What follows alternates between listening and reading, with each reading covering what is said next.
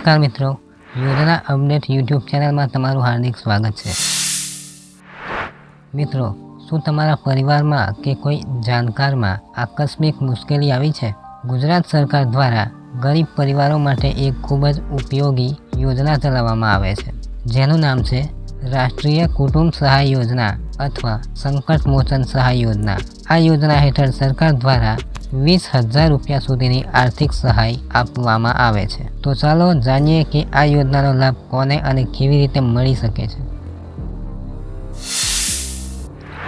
સૌથી પહેલાં વાત કરીએ આ યોજનાનો હેતુ શું છે। મિત્રો, રાજ્યમાં રહેતા ગરીબ અને મધ્યમ વર્ગના પરિવારો માટે આ યોજના આશીર્વાદ સમાન છે।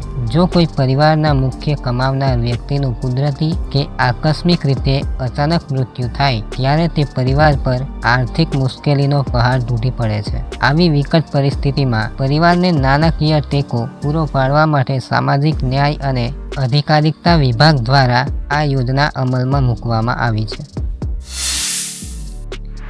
હવે વાત કરીએ આ લાભ કોણ મેળવી શકે। તો આ લાભ મેળવવા માટે નીચે મુજબની શરતો છે। પહેલું, કેટેગરી। આ યોજનાનો લાભ કોઈપણ વર્ગના પરિવાર SC, ST, OBC, EWS કે સામાન્ય કોઈ પણ મેળવી શકે છે। શરત એટલી છે કે તેઓ BPL કેટેગરીમાં આવતા હોવા જોઈએ અને તેમનો સ્કોર 0 થી 20ની અંદર હોવો જોઈએ। બીજું, વય મર્યાદા। મૃત્યુ પામનાર વ્યક્તિની ઉંમર ઓછામાં ઓછી 18 વર્ષ અને વધુમાં વધુ 60 વર્ષ હોવી ફરજિયાત છે। ત્રીજું, સમય મર્યાદા। વ્યક્તિના મૃત્યુ તારીખથી 2 વર્ષની અંદર અરજી કરવાની રહેશે। ચોથું, સહાયની રકમ। આ યોજના અંતર્ગત 20,000ની સહાય સીધી DBT એટલે ડાયરેક્ટ બેનિફિટ ઓફ ટ્રાન્સફર દ્વારા વારસદારના બેંક ખાતામાં જમા કરવામાં આવે છે।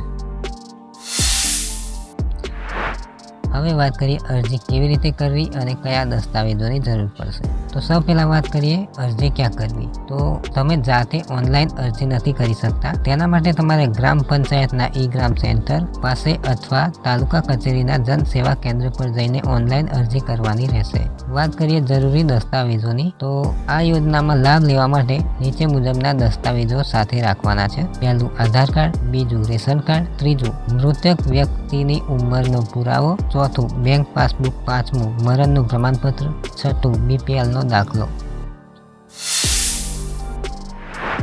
તો મિત્રો, આ માહિતી જરૂરિયાતમંદ પરિવાર સુધી પહોંચાડવા માટે આ વિડીયોને વધુમાં વધુ લાઈક અને શેર કરો, જેથી કોઈ સાચા જરૂરિયાતમંદ પરિવારને મદદ મળી રહે। આવી જ બીજી સરકારી યોજનાઓની માહિતી મેળવવા માટે આપની ચેનલ યોજના અપડેટને સબસ્ક્રાઈબ કરવાનું ભૂલતા નહીં। મળીએ એક નવા વિડીયોમાં, ત્યાં સુધી જય હિન્દ, વંદે માતરમ।